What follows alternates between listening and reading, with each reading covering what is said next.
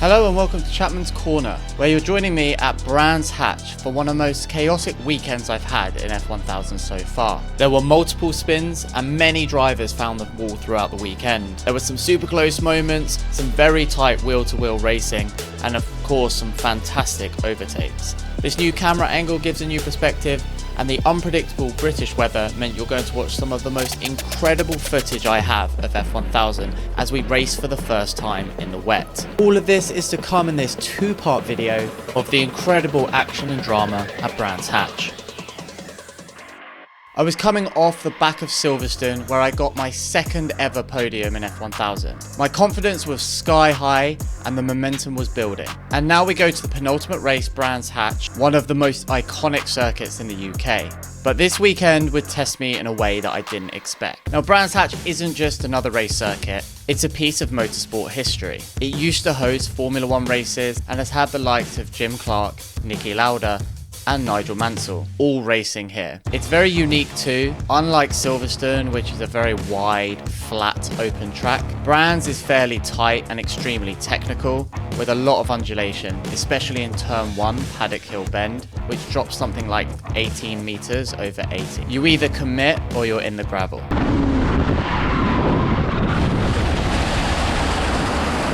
This place has broken cars and it's broken drivers, but it's also where reputations are made. Testing was absolute chaos. It was easily one of the most difficult circuits that I've driven. There was bumps, grease, and zero traction. Now, this is where motorsport paddock gossip comes into this. The track had been resurfaced at the beginning of the year, but instead of better grip, we had less. In the paddock, you hear different reasons for this. Some saying that the oil coming out of the recently laid tarmac was causing it to be slippery. Others say that the rubber hadn't been put down yet over the year. Either way, it definitely meant a lot less traction and a lot more difficult to drive. We were about 2 seconds off the pace from last year. I got lucky that my driver coach Matt, whilst with another team and driver this weekend, was still at Brands Hatch, but it meant that in the evening and on the Saturday for race day, he was able to go through my footage and help me correct some issues I was having during the test day. We did get a track walk the night before, which was really cool to see how steep some of this part of the track was, how big some of the curbs were that we wanted to avoid. But it also meant that we experienced some of the weather that was to come. In one test day, we had 3 cars that hit the wall, which might be a record, I'm not too sure. But either way, it just shows how difficult the track was to manage. It felt less like racing and more like survival. One thing I was absolutely buzzing about this weekend though was my new helmet. Thanks to my sponsor, Sam Venning, I was able to upgrade to a fresh lid this weekend. It really feels like a new chapter in the racing at the moment. I got the lid done by JLF Designs, who apparently also did Lewis Hamilton and a lot of other the F1 drivers. So definitely go check those guys out if you're thinking of getting a new lid. I'd highly recommend Jason. It was an awesome service and a great design. Putting on this new helmet for the race at Brands Hatch felt extremely special, like a new chapter in the racing.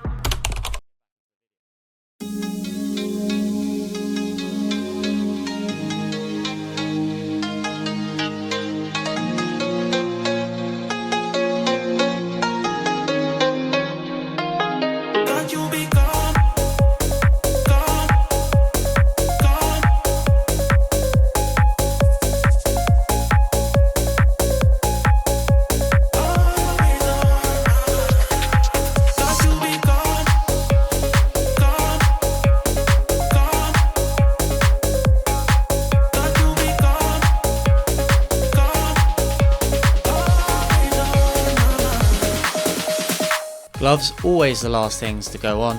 Of course, we had to get our feet dry before we get in the car. We've been walking around in the wet, and if you have wet feet on pedals, you are not going to have a good time in the car. Matt does my belts up for me, and I always appreciate it this time because he's given me the last piece of advice and summarising things that we've been going over.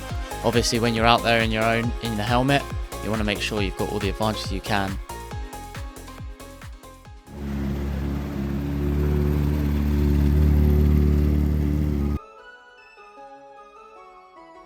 Qualifying was wet. Out come the brand new Hoosier wet tyres. And the advice from my driver coach Matt was very clear. Don't bin it. Not really advice, it was more of a threat. But he's right, you can't win the race in quali, but you can definitely lose it. If I was going to put it in the wall like so many people had this weekend, there was a chance that I wasn't going to be able to get back out in 3-4 hours time. The plan was simple: get 3 laps in, no heroics, just make sure that I qualify for the race and we could always make it back up. The weather was supposed to be really good in the afternoon and a dry track, so I knew that I'd be making up places. I eased into it lap by lap, slowly building confidence in the wet, but never pushing it too far.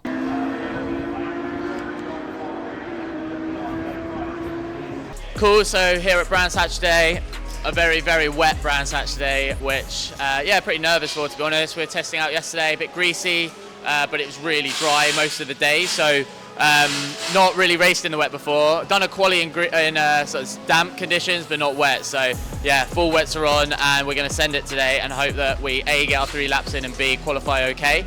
The grid's going to be all over the place, but hopefully it means dry races later, but let's see how what happens for quali. Matt, do you want to tell me a bit about what's required for driving in the wet today? So driving in the wet around here, it's going to be very, very low grip. So everything's about trying to not break the traction. Obviously this is quite an overpowered car for how light it is, so it's going to be very easy to light up these rears, especially when this wet tyre, if you come in, as it's still quite new, it's got like the surface of the tyre needs to get bedded in. So it's going to take a few laps. We need to kind of just start building up to it. But the big things kind of don't break the traction on the way out the corners and don't lock up the fronts on the way into the corners. Easy. All right, let's go. So I ended up in P9 out of 16. Not spectacular, but also not where I would expect it to have been this weekend at quali, but I knew I could make up for it in the race. But I wanted to give a huge shout out to my teammate Tom Westworth, who only managed to stick it on the front row in P2 with some awesome wet weather driving. He was absolutely flying, probably from all those years of karting. But here's the kicker: because we went out on wet tires, we didn't actually get a chance to scrub in our new slicks.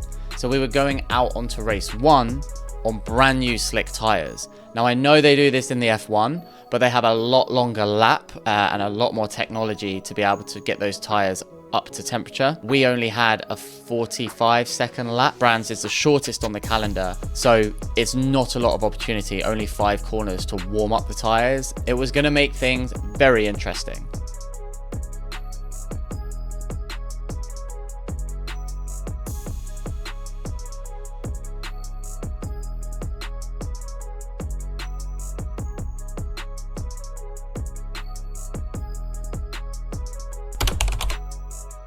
So race 1 comes around, and fortunately it was a dry circuit. I knew this was my chance to move forward, and whilst I don't think a podium was in reach in the first race from P9, the front 3 were too fast, I did think that finishing in the top 5 would mean for the reverse grid, I'm at least starting ahead of them, and I'd have my best chance to get a podium again.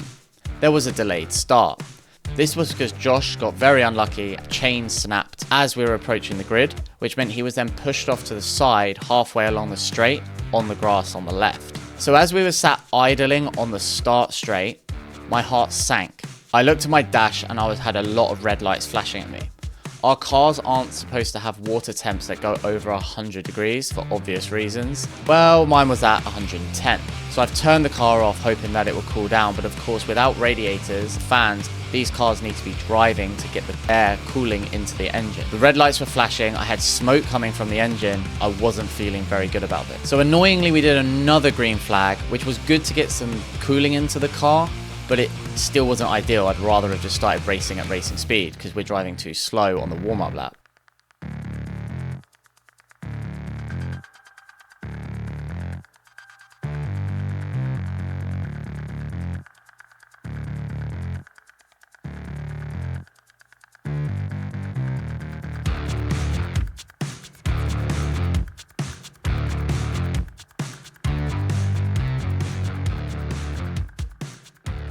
Second place, the former champion Rob Bennett. Quali up on the inside for Westworth as they come out. Silverstone is there, on the outside line down towards Redhill Bend. Westworth is going to try to hang it out on the inside. The great bar, how do they go? Right on the outside, it's cracked down the position. Westworth is now under the out to him. Anyway, for the first time, and that will be absolutely nose to tail. Pollard realised the top 2 getting away. Rob Bennett now going after Matt Higginson.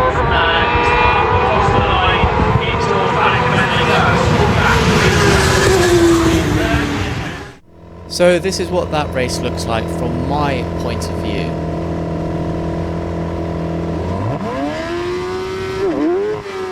decent launch, although a lot of wheel spin, a lot of lock, so didn't get the best traction. Managed to get out the inside of Eric here, but hold back a little bit because I knew that people in front would be a little bit slower on the apex, so there'd be nowhere to go.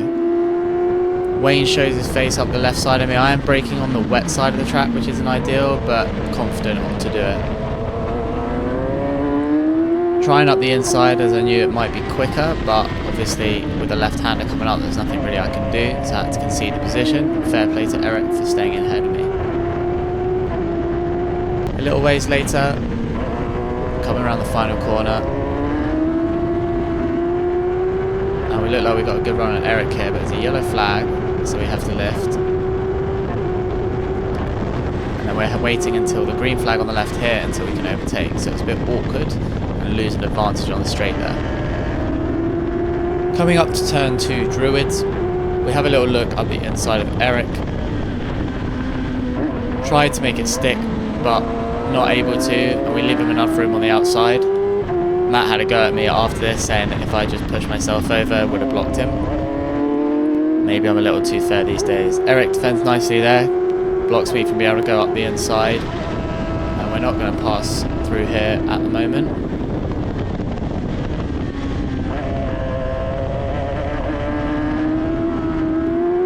But we're nice and close. Now, I believe Eric lifts here thinking the yellow flag would be still there. It's not, but I had nowhere to go, so I had to lift. But managed to launch it down the inside of him into turn 1, and now set off after Kaylee ahead. Behind me, someone goes flying into the wall there, and we are red flagged and brought onto the starting grid, which is not a situation I've been in before during a race. Stu, have you seen Ian's car? No, I couldn't see him. Is he alright? No. Oh, well, I don't know if he's okay. The rear left wheel's off, the exhaust is off. It's bad. Huh? I don't know, but it's bad. Druids. So then we are formed in the positions we're at the red flag, and I noticed that one of the marshals has left the gate open on the main straight, which did make me a little bit nervous, I have to say. So I was trying to raise attention to people to make sure that they shut it, and someone did spot it and did, fortunately in time.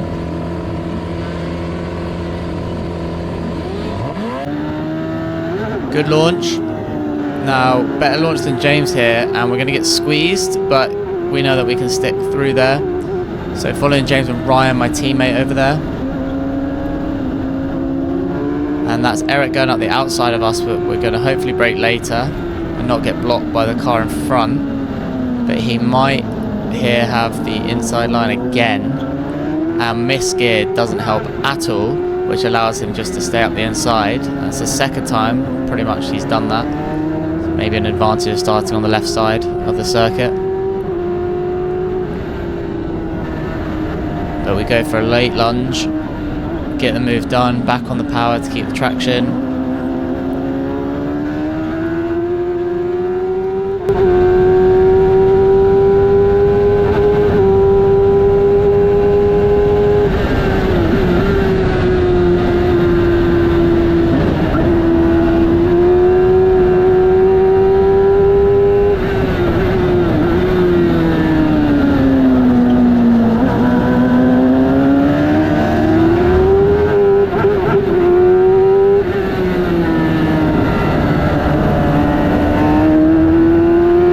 A few laps later on lap 4, we're much closer to Ryan now, who's all over the back of Kaylee.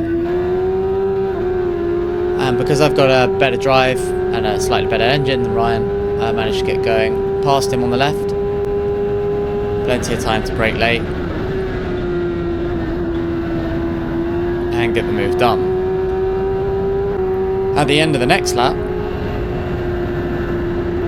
we managed to do a late lunge again on the final corner and get past Kaylee, all on the same lap. And then on the final lap, we're going around turn 1. We're coming up behind the back marker here, but we know we're going to get past easily. But there's a yellow flag at the top of the hill because of the incident.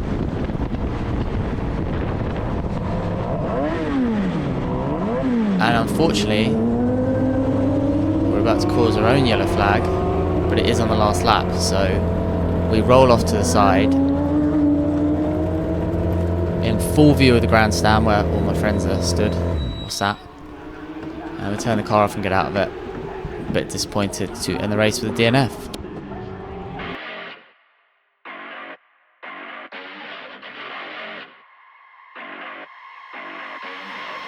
Well, on to the next race.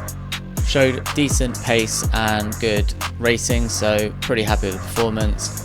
Know that hopefully it's going to be something simple to fix. Usually is, but good to chat through with people that were watching, my friends who are giving advice, coaching what they saw from on the grandstand.